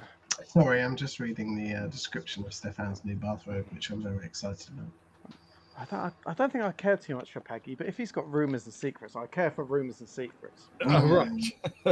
True. We'll see. We'll see. Mm. They are giving him chances, to be fair, it seems. I'll accept that. We should all be free to be a slacker, but they are giving him chances. He may not be fully engaging with the life of the planet, but then maybe not everyone's compatible with the life of the planet. Quite right, too. It appears that we've got, after Stefan's bathrobe, we do have a Rose's cat. Okay. A Rose's cat. That's a very good thing. Right. Meanwhile, aboard the Baltic Star, Rose's kitten Caboodle was being an object lesson.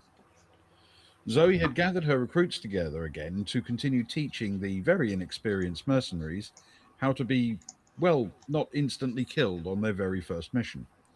She was holding the kitten, gently stroking just the very top of the animal's head as she spoke. She turned to Peck. "Rule 1, Peck." Peck swallowed. "Stay alive," she said. Zoe nodded and flicked her gaze to her next victim. "Rule 2, Duriel." "Stay mobile," Duriel squeaked. Zoe nodded and smiled. "Excellent. Now, rule 3. I'm going to show you something that will hopefully stick in your mind." She carefully placed Caboodle on the smooth surface of the table. The kitten let out a slightly disappointed cry and wandered slowly to the edge, looking to be picked up again. Zoe stepped quickly to the other side of the table. Caboodle watched her and deployed her most appealing move, falling onto her back and squirming around, paws in the air. She knew this made almost everyone pay her attention. For some reason, this time the recruits were watching Zoe instead. Zoe put a hand on the table and started gently drumming her fingers. Caboodle rolled over to watch. The fingers kept up their gentle rhythm. Slowly, as if she didn't want to scare the fingers away, Caboodle climbed to her feet and crouched, her tail twitching, as she prepared to spring into action. Everyone watched and waited. Finally, the little kitten accelerated. Not forwards exactly, because the available traction didn't permit that, but the tiny legs blurred into motion, and eventually, slowly, Caboodle slid and skittered her way to Zoe's hand, and gratefully planted her front paws on it, with a tiny growl of pleasure. Zoe stroked her attacker. "Salvin, what is rule 3? He blinked at her, feeling this was slightly unfair. "You haven't told us yet." She nodded. "I know. You've just seen the kitten pounce on my hand. I've told you this is illustrative of rule 3. What do you imagine was the lesson I hoped you would learn through observation?" He frowned at Caboodle, who was gently biting Zoe's little finger. "I guess she couldn't find any grip. Something about having control?" Zoe shrugged. "No such thing as control in action. No, the lesson was this. When you fight, you go all in. Maximum speed, maximum energy, maximum aggression. Give it everything. Now we're going to play a game. It's your first exercise, so I'm going to make it easy for you. Instead of playing against me, you're going to play against Cags. Not only that, you get to play 3-on-1. And the task is really simple, just to get you warmed up. Despite all this, my money's on Cags. Still, you never know. Sometimes a warrior spirit shines through." She looked down fondly at the kitten. She, for example, doesn't know how to surrender. So I am forced to retreat. So he pulled her hand away, and Caboodle wriggled to her feet and swished her tail, waiting for another chance to play. Very nice. I'm hoping for an equally adorable Cag's tail next week. Yes, the next one will be a Cag's tail. A Cag's tail? Is that Chaucerian? Yeah, yeah. I hear it's one of the lost Cag's works. Tale. Of Yes, A Cag's Tale. a Cag's Tale. Thank you, Ben. Thank you, Spesley. Mm. Thanks, Rockfrog, for still being here and so on. And thanks, Ewan, as well. Yes, thank you, everybody. Everybody in chat, anybody who catches it on VOD, and of course, thank you very much to you guys. It is a treat as always. Thank you. Thank you It for your is indeed. patience and your kindness. So tomorrow night, we're doing a thing. Oh, we are. Let me get an image ready. We are We're actually revolting, apparently. introducing a new game. And when I say new game, it arrived like weeks ago, didn't it? It's very new. It's very new. It is very new. It's very, very, very The exciting. press. Trying to And find in this the game, we graphics. get to overthrow bad people. You have the opportunity to. Whether you do or not is going to be very much up to you. I was promised revolution and overthrowing of bad people. Yeah. Do your best. That's all we can ask you to do. This is a game set in 1376, and it's called Gallows Corner. It's a role-play game based around the build-up to the Peasants' Revolt in England. The plague and Black Death and pestilence has happened. The war, the 100-Year War against France, is in one of its stages where it's not going brilliantly, with thousands of men being sent to their deaths. The church and the lords are squeezing the workers for every penny they have, and life quality is terrible. Luckily, there's a few people that hopefully are going to be pushed to the edge enough to make a difference. Hopefully. Also, it's just before Agnol was born, so That is true. That's true. Yeah. Maybe Baby Agnol will make an appearance at some point. So yes, this is a period of history we don't often cover, actually. Yeah, I don't think there is much that does cover it. No, not Quite really. exciting. I suppose maybe that Maelstrom game from years ago might touch on it, because that's all herbalism and pilgrimages to Canterbury and what have you. But it's a different tone, obviously. Yes. And this is a very Baltic Star tone, I feel. Oh, a Baltic Star tone in a very velvety tome. The book itself is I've got it in a bag. The book is lovely. It's sort of gilt silver and like soft and like velvety edge. The art is beautiful, quite frankly. The art is gorgeous in this book. Absolutely gorgeous. I was saying to Luke earlier that I couldn't choose between a character type because the art sold all of them to me, and I wanted to be all of them. It's very nice. Exactly. It's wonderful. It's very special. So tomorrow we're going to start. It is May Day in the village of Norton in the 100 of Faversham in the county of Kent. May the 1st, 1376. The greatest county. The greatest county. The greatest 100, I'm going. Well, I was born in Canterbury, so it's borderline. Maybe Canterbury's the greatest, but Faversham's up there. And it's 1376, the start of May, and we're going to do character generation and introduce the game. But we don't just do character generation with character generation. So join in and get a feel for the game and how it's starting and how it's going to go. It should be a very enjoyable time, I hope. I think it sounds like it. I think it should be a lot of fun, this one. For sure. And I believe in you guys. You feel revolutionary enough. Oh, yes, that's us. We are disruptive. Oh, that's what they say. We are revolting. Definitely. We are revolting. Yes. I can smell you from here, and you're right across the room. Speaking of which, it's time to head to the Baltic Star bed, isn't it? If you shower first. Okay. Fair. Thank you very much, gentlemen. Thank you, everybody else. It's been an absolute pleasure. Good night, guys. Peace be with you. See you tomorrow. Good night. Do it.